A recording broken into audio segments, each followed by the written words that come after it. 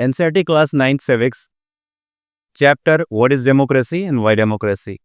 सो इस चैप्टर में हम लोगों ने कई सारे टॉपिक्स को कवर किया हुआ है। उसी में से एक और टॉपिक आज कवर करने वाले हैं, जिसका टॉपिक है major decisions taken by elected leaders. देखिए इसका मतलब क्या होता है। आप लोग सिंपली बोल सकते हो कि किसी भी डेमोक्रेटिक कंट्री में जो भी इलेक्टेड लीडर्स होते हैं, फाइनल फैसला उन्हीं के हाथ में होता है।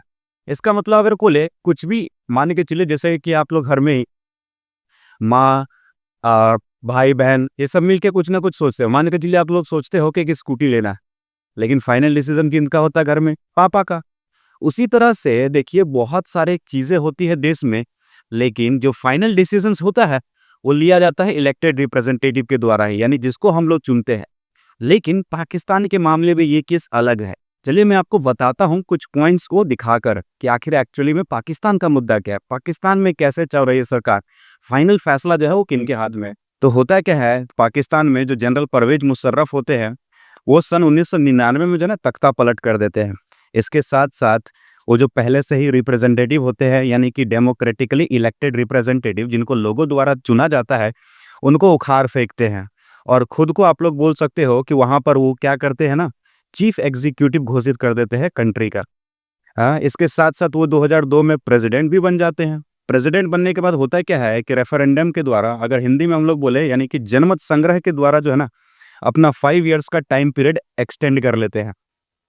और इसके साथ साथ आपको पता है कि उन्होंने 2002 में क्या किया था, कानून में बहुत ज़्यादा बदलाव कर दिया था, जिस वजह से ये सब चीज़ें हो पाई और वो प्रेसिडेंट भी बन पाए।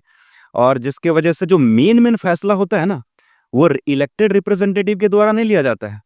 उसके बदले जनरल परवेज मुशर्रफ या फिर मिलिट्री ऑफिसर जो होते हैं ना, उनके द्वारा मेन फैसला लिया जा सकता है।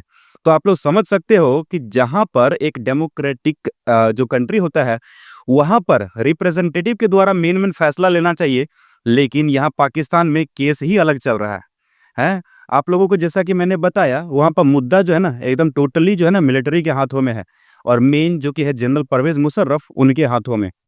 तो इस तरह से वहां पर शासन चलाया जा रहा है। नेता जो है ना, यानी इलेक्टेड रिप्रेजेंटेटिव कितना भी चाहे कुछ भी सोच ले, लेकिन जो हाँ या फिर ना होगा वो इलेक्टेड रिप्रेजेंटेटिव के द्वारा नहीं बल्कि मिलिट्री के द्वारा फैसला लिया जाएगा।